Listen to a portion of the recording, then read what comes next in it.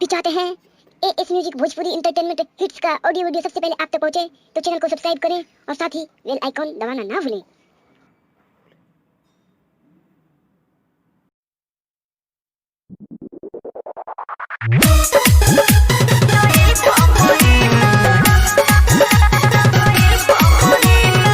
Music by Mohan Yadav.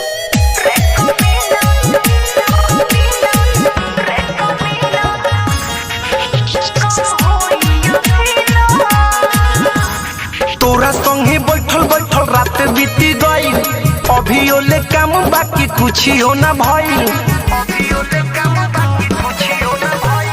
तोरा संगे बैठल बैठल रात बीती गई, अभी ओले काम बाकी कुछ हो ना भइल। हम के बुला के काम कइले सही ना रे कमीना आइल बा महीना, रे कमीना आइल बा महीना, कर बर्दाश्त कम होई अखीना।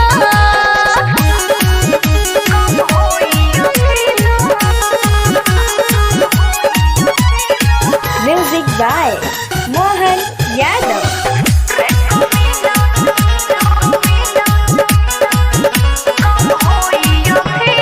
पहिले तू कहते जे आइल बानी डेट रे, एही से कहनी दे हो अभी लेट रे।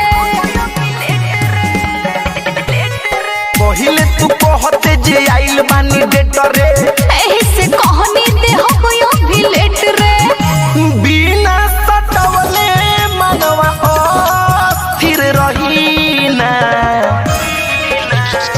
रे कमीना आइल बा महीना, रे कमीना आइल बा महीना, कर बर्दाश्त कम होई अखीना।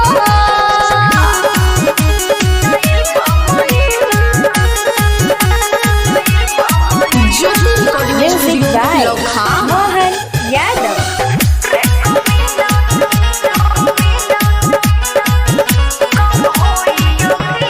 लगे बाड़ू खड़ा बढ़े दिल के परेशानी, कर चटर चटर बाकिर मन नहीं माने।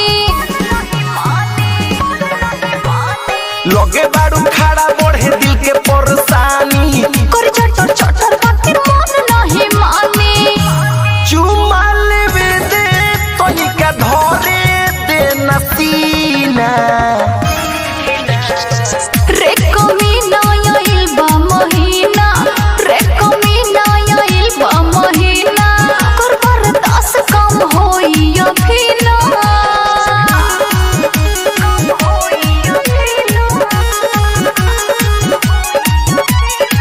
Music by Mohan Yadav.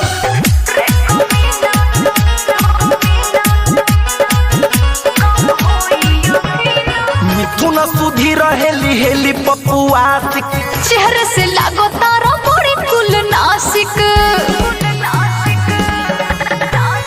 मिथुन सुधी रहेली हेली पपुआ सिक, चेहरे से लागो तारा बड़ी कुल नासिक। साहेब मालकार तोहर छोड़ा दी पसीना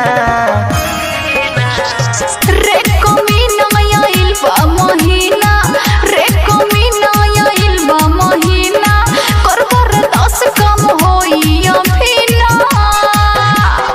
ज्योति रिकॉर्डिंग स्टूडियो लखाम।